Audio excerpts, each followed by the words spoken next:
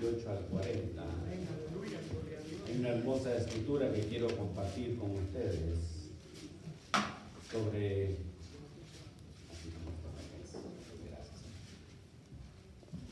una hermosa escritura que nos habla acerca de la entrada triunfal de Jesús a su tierra natal de Jerusalén. Libro de Lucas, capítulo 19, versículo 28 al 40, leemos su palabra en el nombre del Padre, del Hijo y del Espíritu Santo. Dice: dicho esto, iba adelante subiendo a Jerusalén, y aconteció que llegando cerca de Betfagé y de Betania, al monte que se llama de los Olivos, envió a 2 de sus discípulos, diciendo: ir a la aldea de enfrente, y al entrar en ella hallaréis un pollino atado, en el cual ningún hombre ha montado jamás. Desatadlo y traedlo. Versículo 31.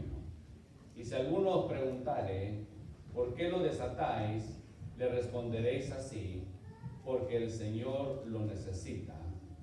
Fueron los que habían sido enviados y hallaron como les dijo. Y cuando desataban el pollino, sus dueños le dijeron: ¿por qué desatáis el pollino?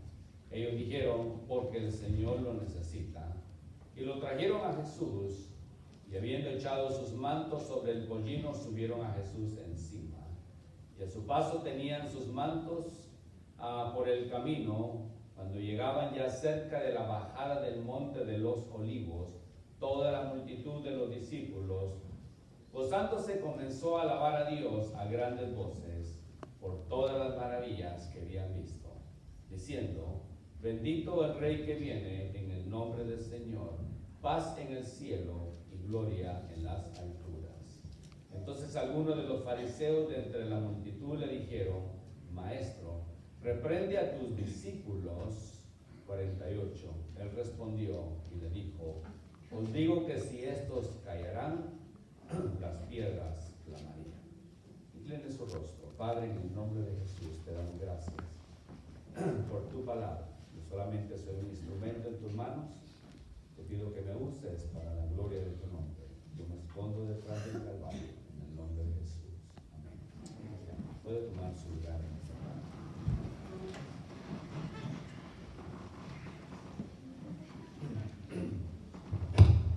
Tal vez para nosotros esta historia nos costaría un poquito entenderla en todo su contexto. Pero si vamos a la historia nos cuenta la entrada de grandes personajes que hicieron una entrada triunfal. Si usted lee un poco de historia, encontrará a un hombre llamado Alexander the Great, que en los tiempos se le conocía como el rey de Macedonia, Felipe. Cuando cada vez que entraba triunfante después de alguna conquista, entraba lujosamente con uno de sus caballos blancos y su vestidura del caballo completamente de plata y de oro, y así entraba a las ciudades demostrando el poder que había conseguido al haber conquistado alguna ciudad.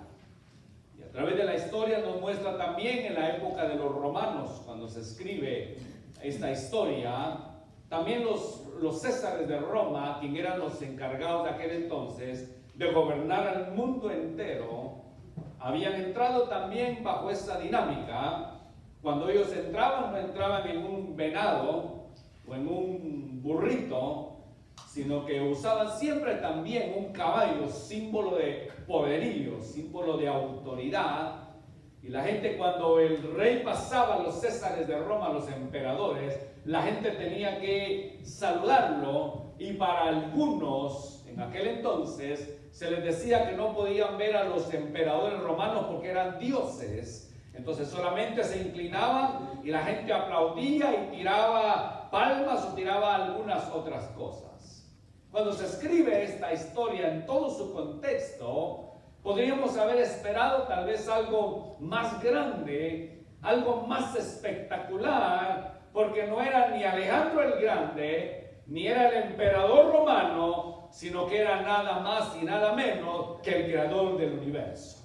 El que la Biblia le llama el gran yo soy, Jehová de los ejércitos, a través de la segunda persona de la Trinidad, Jesucristo es el que iba a entrar a esa ciudad y tal vez esperaba lo más grande, algo espectacular, pero la historia no lo pone de esa forma, sino que era una escritura que se tenía que cumplir de acuerdo a Zacarías capítulo 9, versículo 9, donde habla acerca de que el rey Jesús iba a entrar en un pollino. Tenía que cumplirse la escritura también.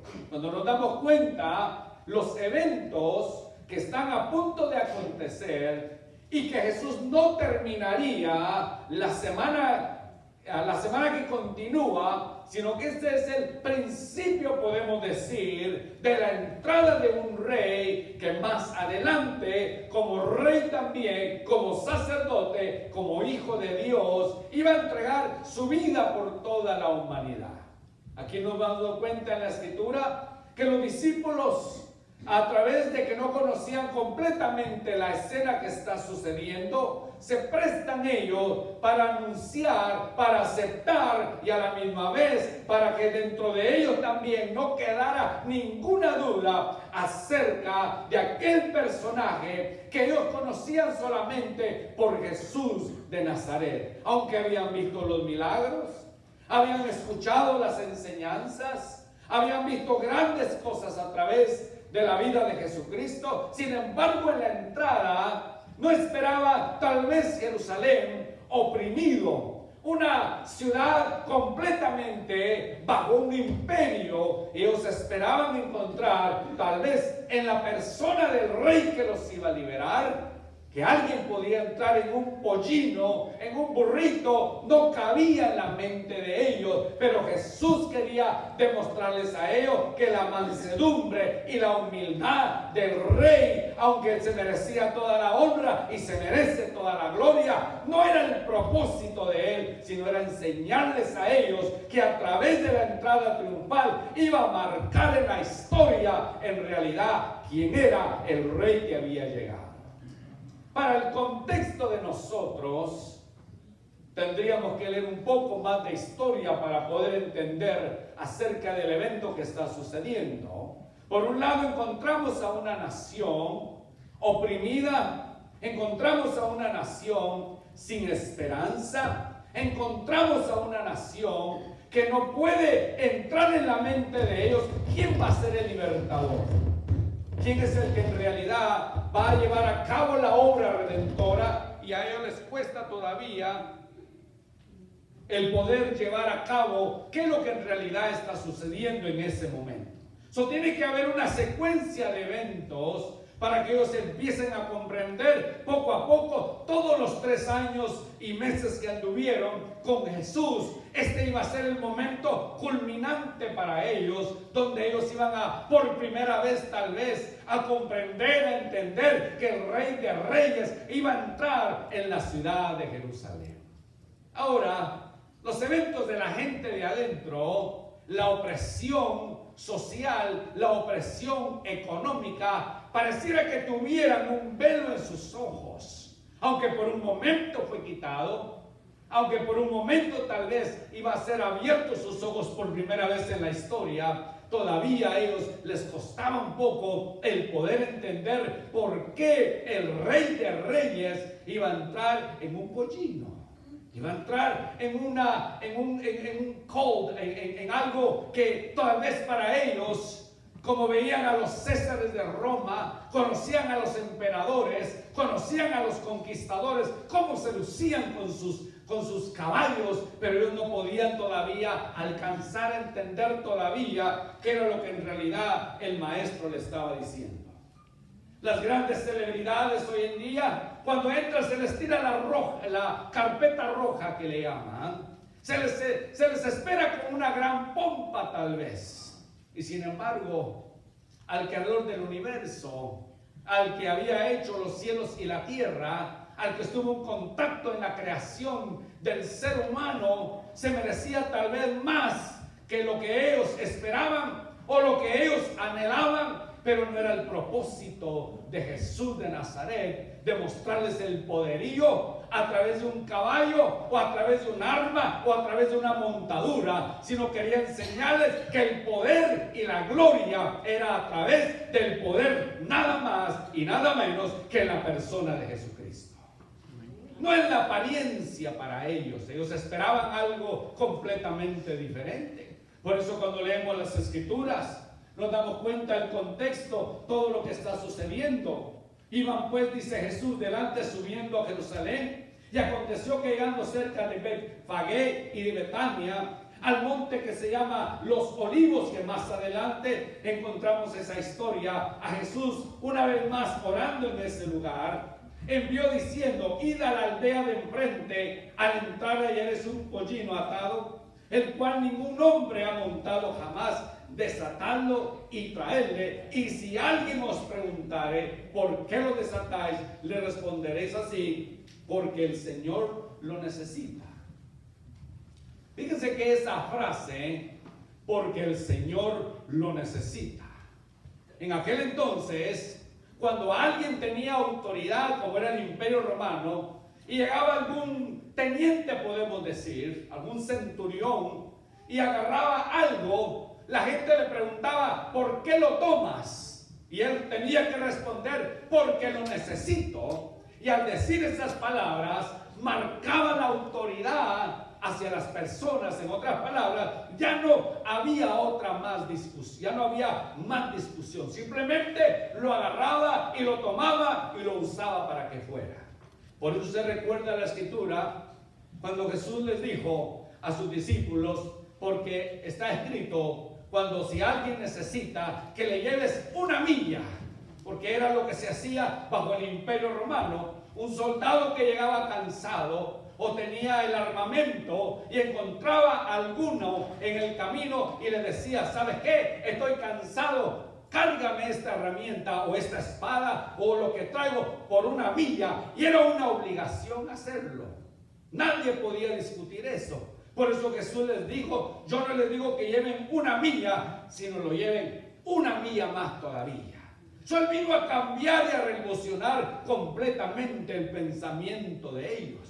Por eso era que no cabía en el pensamiento de ellos que un hombre llamado Jesús, de la ciudad de Nazaret, de una pequeña aldea llamada Belén, podía levantarse un guerrero que ellos esperaban. Por eso esa expresión: si alguien los dice, nomás dígale: el Señor lo necesita. En otras palabras, hay una palabra de autoridad para que el pueblo, para que la gente comprenda que la autoridad viene de parte de Dios. Y cuando Dios proclama una palabra, dice que la tierra, los cielos escuchan la misma voz de Dios. Para los discípulos era un poquito extraño. Ellos conocían lo que era el Imperio Romano. Ellos conocían lo que los soldados hacían. Ellos conocían lo que el centurión hacía. Pero para ellos, quien habían conocido a un Jesús de Nazaret, a un hombre que le dicho al ciego o le había untado lodo en los ojos y le había dado la vista, a un hombre paralítico de 38 años tirado en el suelo, decirle: levántate, o al hombre que abrieron un hoyo para que pudiera entrar y Jesús lo pudiera sanar y le dijera: toma tu lecho y anda, o a un Lázaro que había muerto por 4 días. Conocían el poder de Dios porque lo habían visto, pero no habían experimentado todavía la palabra de autoridad que Jesús les estaba dando. Por eso hoy en día nosotros conocemos a Jesús de Nazaret a través de las Escrituras. La historia lo repite también. En algunos lugares es prohibido narrar la historia de Jesús. Es prohibido hablar con relación a eso.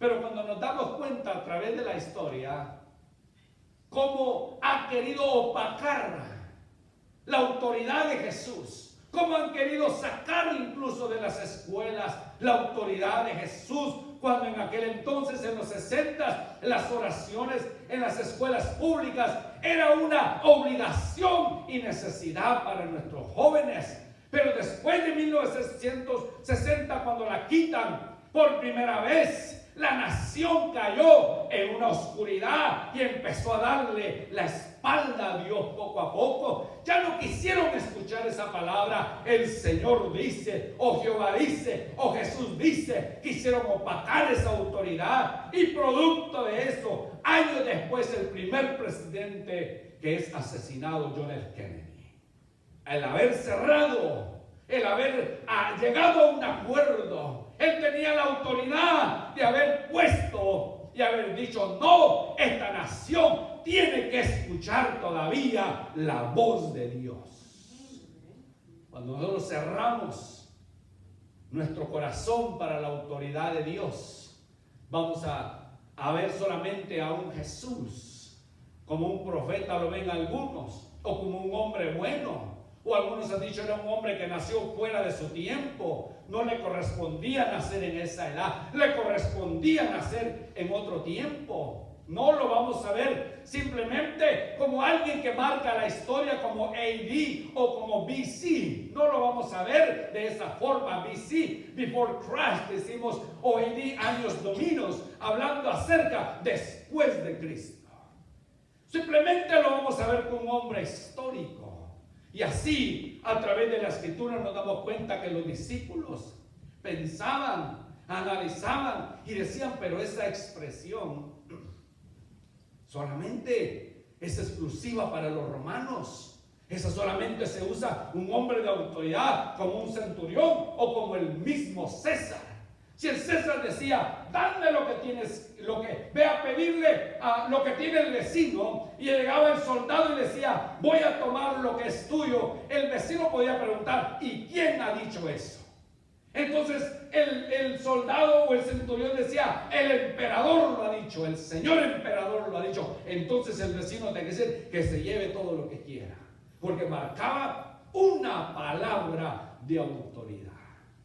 Todavía hoy en día Dios sigue hablando a través de la humanidad, a través de los hechos, sigue proclamando y sigue hablando y diciendo en nuestros corazones que entendamos y que veamos que Dios mismo tiene toda la autoridad y el poder, y se la ha delegado a la iglesia para que nosotros también reconozcamos y nos demos cuenta, a través de las sanidades que existen en la iglesia, a través de la palabra profética que existe en la iglesia, podamos entender que Dios todavía sigue siendo Dios en el cielo y Dios en la tierra.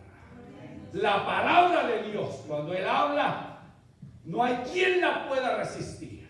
Cuando Dios declara un decreto, Dios puede hacerlo, y no hay hombre que pueda detener la mano de Dios. Por eso la nación de Israel esperaba algo diferente. Esperaba algo completamente diferente. Ellos tal vez esperaban un Arnold Schwarzenegger, ¿sí?, lleno de músculos, ¿sí?, como el Conan, con una espada en la mano. No, que deje decirle que yo le he dicho más de una ocasión. Mi percepción es que Jesús tenía músculos, porque Él era carpintero. Y yo le he dicho, en aquel entonces los carpinteros no es como hoy en día, que usted va a Home Depot, dice: me da 10 4x4, y pone su pickup y se los cargan y usted se va. Antes no, usted pedía: me da un palo 4x4, iba el carpintero al árbol, lo veía, lo cortaba, el árbol lo cerraba, hacía lo que tenía que hacer, se lo echaba al hombro y luego regresaba: aquí está la madera que me pidió. Por eso la resistencia, la semana que viene vamos a predicar acerca de la muerte y resurrección de Cristo, la resistencia del cuerpo de Jesús, haber aguantado todo lo que aguantó. Entonces, en esta ocasión, la palabra de autoridad es algo que la iglesia debe todavía entender y comprender, que Dios todavía sigue diciendo: dice el Señor. La iglesia debe de comprender que Dios no ha sellado todavía ni ha cerrado todavía su palabra. Siempre que la iglesia esté presente y tengamos las Sagradas Escrituras, Dios todavía seguirá hablando a la iglesia de muchas formas. Ahora es de parte de nosotros si queremos escuchar esa palabra. Yo le aseguro que en más de alguna ocasión todos hemos escuchado la voz de Dios de alguna forma. Ha habido una convicción en nosotros y probablemente hemos dicho, esto tiene que ser palabra de Dios, porque cuando Él habla, el corazón tiembla, el cuerpo no lo resiste y la mente, aunque quiera cerrarse, no puede hacerlo, porque dice que la palabra de Dios es como espada de dos filos que entra a lo más profundo de nuestro ser, quiebra todo pensamiento y entra hasta los tuétanos, dice la palabra, refiriéndose hasta la última célula de nuestro cuerpo. Entra cuando Dios habla en nuestra vida. No hay hombre que resista, ni mujer que resista cuando Dios dice, voy a hacer lo que voy a hacer. Cuando le habla a los discípulos de esa forma, no tuvieron ellos más que obedecer y hacer lo que el maestro les estaba pidiendo. Luego continúa haciendo el versículo 32. Fueron los que habían sido enviados y hallaron como les dijo, y cuando desataban el pollino, sus dueños le dijeron, ¿por qué desatáis el pollino? Ellos dijeron, porque el Señor lo necesita. Y lo trajeron a Jesús, y habiendo echado sus mantos sobre su pollino, subieron a Jesús encima. Recuerden, le digo, donde entraba Felipe el Macedonio, entraba con su caballo blanco y su cabalgura completamente de plata y de oro. Y la gente, cuando él se iba aproximando a la ciudad, la gente tiraba sus flores, tiraba lo que tuviera para en señal de honor al hombre que estaba entrando y a Felipe el Macedonio, que había conquistado más de alguna ciudad. Cuando Alejandro el Grande tomó el poder, hijo de Felipe el Macedonio, sucedió la misma historia. Dice que él conquistó todo lo que existía de aquel entonces, y a los 32 años de edad, dice la historia que se sienta en una carretera y se pone a llorar. Uno de sus grandes generales, que tenía 4 generales, se le acerca y le dice, Alejandro, ¿por qué estás llorando? Y la respuesta de él fue, porque ya no tengo más terreno que ganar. Ya no hay más tierra, no hay más continente que yo no haya conquistado. Las lágrimas de él fueron porque ya no había más continente que conocer, ni más continente que conquistar. Y había entrado en una dinámica que en cada ciudad que entraba, la gente le hacía un alboroto y una fiesta, porque sabían que nada más y nada menos estaba entrando ese gran hombre. Aquí en la escritura, un burrito. Yo no sé si usted ha tenido la oportunidad de tratar con un burrito. Tratar en el sentido de darle de comer o tratar de jalarlo, no que platique con él. Que sí hay una historia en la Biblia de un burro que habló, ¿verdad? Bueno, más de alguno, ¿verdad? Pero si usted ha tratado eso, yo hace años atrás en Jalapa, en Monjas, Jalapa, tenía una tía que tenía un caballo, bueno, tenía varios, pero entre ellos había un burro. Hermano, eso es serio. Eso no hacen caso. Usted los jala y se van donde ellos quieren. Usted les habla y nada. Eso yo no sé cómo la gente puede tratarlo. La verdad, haber un sistema, creo, para poder platicar con ellos. Pero yo le decía, vení para acá, burro. Y no, se me quedaba viendo. Y le dije, I don't speak donkey. Pero, come over here and eat the grass over here. No, nada. Yo leo esta historia y trato de analizarlo en el sentido de su contexto entero, naturaleza y todo lo que usted quiera incluir. Y se me hace un poquito interesante los discípulos. Yo no sé si ellos conocían un poco de historia, no sabemos en realidad, aunque Grecia estaba a un lado, y Grecia tenía la biblioteca más grande de aquel entonces, donde estaban guardados los grandes eventos que habían sucedido en la historia. Yo no sé si alguno de ellos fue y leyó algo con relación o iluminación, yo no sé, pero dice que se quitaron sus mantos y forraron al burrito y le pusieron sus mantos, agarraron a Jesús y lo subieron en el burrito, que es símbolo de mansedumbre. ¿Ven? Porque aunque son un poquito, no entienden mucho y no hablan mucho, no entienden mucho y no se comportan bien, es difícil tratarlos, pero trato de imaginarme a Jesús. Yo creo que, como Él es el creador del universo, yo creo que solo lo vio y le dijo: ¿te portas bien? No me vayas a botar. Y vamos a caminar los dos aquí, pero yo encima de ti, vamos a ir los dos. Obedientemente empezó sus discípulos. Creo que fue un evento tan impresionante para ellos. Algo se llenó en ellos en ese momento. Algo los atrapó a ellos. No se imaginaron a un Alejandro el Grande. No se imaginaron a un Felipe el Macedonio. No se imaginaron a uno de los Césares de Roma. Se imaginaron, o algo se apoderó de ellos, que en lugar de haber esperado algo como que la nación deseaba, o era un hombre fuerte, grande, con una espada en la mano, lo único que hicieron fue rendirle adoración y alabanza. De ellos nació, brotó dentro de ellos, al ver al Rey de Reyes, Señor de señores, sentado en un asna, sus corazones explotaron de alabanza, explotaron de adoración.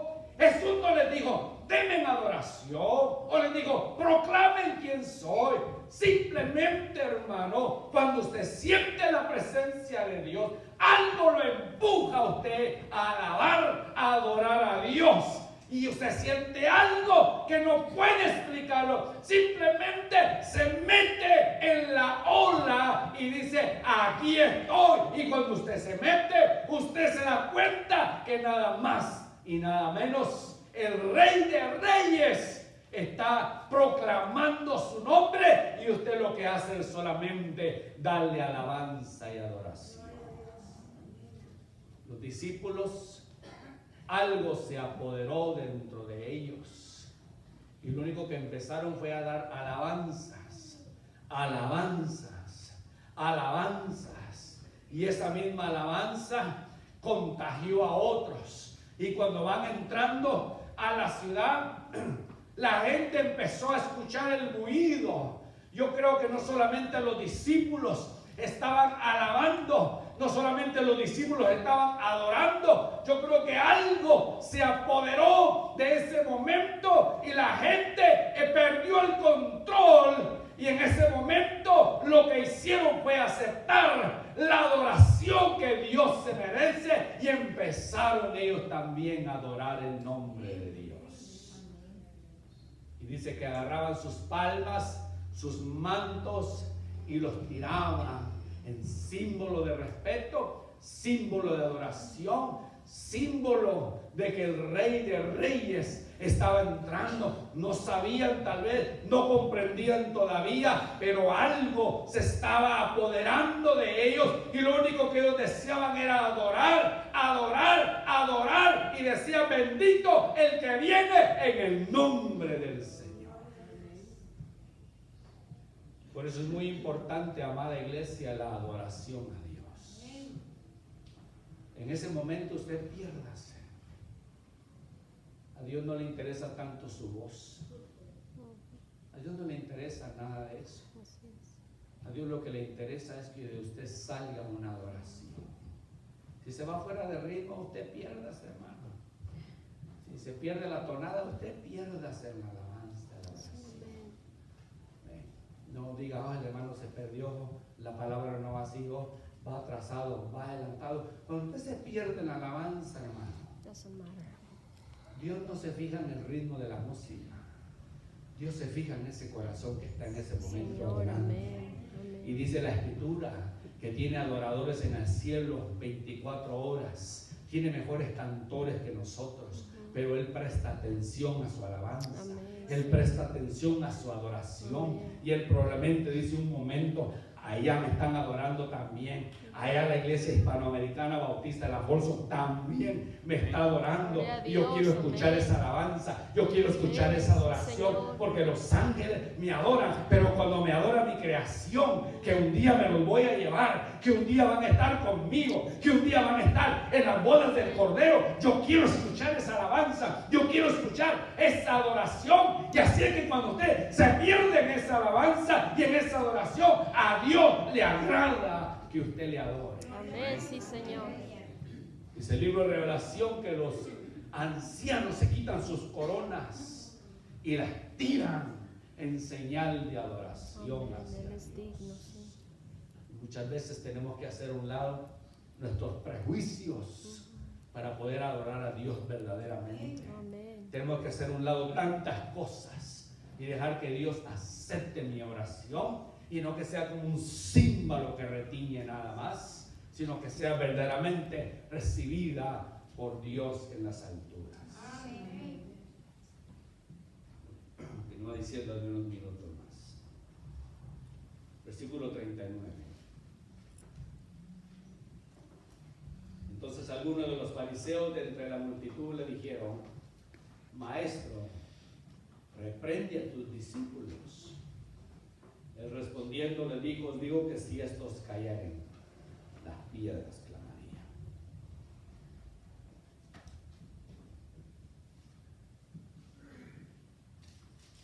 Siempre habemos hermanos tal vez que conocemos un poquito de música y nos gustan las cosas de orden, yo estoy de acuerdo. Pero hay momentos, hermanos, que el alabar a Dios va más allá de un ritmo. Va más allá de mi comprensión humana, va más allá de lo que yo puedo expresar con mi garganta, va más allá de la coordinación de mis pensamientos. Hay un momento en que se pierde en la alabanza, y mientras que unos están adorando, dice la Escritura que algunos fariseos, ahora no entremos en ese círculo, le dijeron: cállalos, cállalos. Pero en aquellos, en el lugar de callarse, más adoraban a Dios. Escuché la historia en Cuba, como la iglesia se ha levantado poco a poco, y en medio de un círculo donde existe mucho la brujería, el vudú y todo ese asunto, cuenta un pastor que cuando él empezaba su servicio y empezaba la alabanza y la adoración, pareciera que los mismos demonios se revolcaban de alguna forma. Y él dijo, cuando empezó la alabanza, los brujos empezaron a hacer lo mismo. Y dice que dijo el pastor: si ellos que están ahí, en ese lugar, aguantan toda la madrugada, nosotros, el pueblo de Dios, vamos a cantar también a Dios y vamos a amanecer en este lugar. Y cuando ellos empezaron a cantar, escuchaba el pastor que decía: algunos de los que estaban en ese lugar se venían para la iglesia porque se daban cuenta que la adoración a Dios es mucho más grande que allá afuera, y cuando sentían la presencia de Dios, Dios liberaba a esa gente, y los mismos de allá decían que los callaran. Pero usted y yo sabemos que cuando estamos alabando a Dios, estamos glorificando, no hay nadie que pueda callarnos. Una vez más, recuerde, los fariseos decían: cállenlos. Y Jesús les dice: si yo los callo a ellos, las piedras. En los años 1800 se levantó una ola en contra del cristianismo, como ha sucedido a través de la historia. Entre ellos empezaron a atacar a la iglesia en Inglaterra. Empezó el ataque contra de ellos. Se pasó a Irlanda, se pasó a Escocia, pasó por Italia, y venían los ataques fuertes en contra del cristianismo, de la alabanza, la adoración y la doctrina. La iglesia quedó muda, podemos decir, por un tiempo. No podían defenderse ante los ataques que eran eminentes de los enemigos del evangelio. Allá en Francia, cuando llega la ola en contra del cristianismo, hay un hombre que escucha, un ateo, que es profesor de filosofía de la Universidad de Francia, y escucha los ataques que vienen en contra de la iglesia. Y él se hace la pregunta y dice: ¿dónde está el cristianismo? ¿Dónde están los cristianos? Porque no defienden la palabra de Dios, porque no defienden la doctrina, porque no defienden la alabanza y la adoración. Y él escribe uno de sus libros donde él empieza a atacar a aquellas gentes que estaban atacando el evangelio. Un ateo defendiendo a Dios. Y aún con toda su incredulidad en contra de Dios, escribe una de las cartas más fuertes que cayó en toda Europa como una bomba atómica. Y pudo parar todo ataque en contra de la iglesia. Un ateo. René Descartes es el nombre de él. Si usted y yo callamos, las piedras van a hablar. Aquellos hombres que tal vez niegan la existencia o la divinidad de Jesús, más de algunos se puede parar y decir: un momento, no podemos permitir eso. En todas las bibliotecas, donde existen millones y millones de tomos de libros, en New York, en medio de tanto libro, hay un libro en medio de todos esos libros, y es la Sagrada Escritura, la palabra de Dios. Cuando le preguntaron al bibliotecario, de todos esos libros, ¿cuál cree usted que tiene más valor? Los que fueron escritos en el año 1200 o 1300, que están bien conservados y que hoy en día tienen un valor incalculable, o los grandes tomos de los filósofos. ¿Cuál cree usted de todos los libros que están ahí tiene el más valor de todos? Y la respuesta de él fue: el libro tal vez más pequeño, el que mucha gente ha despreciado, el que mucha gente no quiere leer muchas veces, es la palabra de Dios. Porque ese libro le ha dado sabiduría a todos esos libros. Porque el que inspiró, el que sopló vida en ese libro, es el que le ha dado la sabiduría a la civilización entera. Por eso, si nosotros callamos, las piedras todavía siguen hablando de que hay un Dios en el cielo. Termino con esto. Cuando empezaron a hacer los arreglos para lanzar el Apolo, ya estaba todo listo, pero notaron algo, que faltaban horas. Dijeron: hicimos todos los cálculos matemáticos, están todas las ecuaciones correctas, tenemos al sol donde debe de estar, la luna donde debe de estar, el círculo, cómo entra, cómo va a salir el cohete y cómo va a entrar, pero algo no nos está cuadrando correctamente.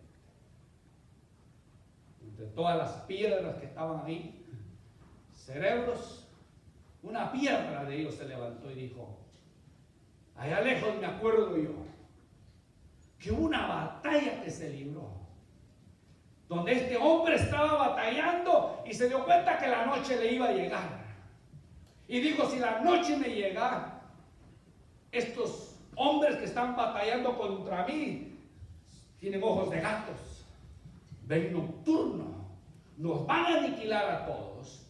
Él se paró, dice, con una palabra de poder y le dijo: sol, detente donde estás. Y todas las piedras dijeron: es cierto, vamos a la Biblia a ver qué dice la Biblia. Y fueron al libro de Josué y encontraron la batalla donde Josué está peleando y le dijo al sol: detente donde estás. Y el sol se detuvo y obedeció a la voz profética de este hombre. Entonces hicieron unos análisis y se dieron cuenta que era cierto. Ahí estaban las horas que a ellos les faltaban. Las mismas piedras, las mismas personas que muchas veces no creen en Dios, tienen que ir a las Sagradas Escrituras aunque no quieran, porque ahí están todos los misterios. Todos los misterios. Este hombre inteligentísimo que acaba de morir de UC Berkeley dijo: el espacio se está expandiendo, y le dieron el premio Nobel de Physics. Yo dije, eso lo dije yo hace años. A mí no me han dado ni un premio, porque la Biblia nos dice que los cielos cuentan la gloria de Dios y el firmamento anuncia la obra de sus manos. Su amada iglesia, hoy es un día muy especial. La entrada triunfal de Jesús proclama que Él es el Rey de Reyes y Señor de Señores. Póngase de pie.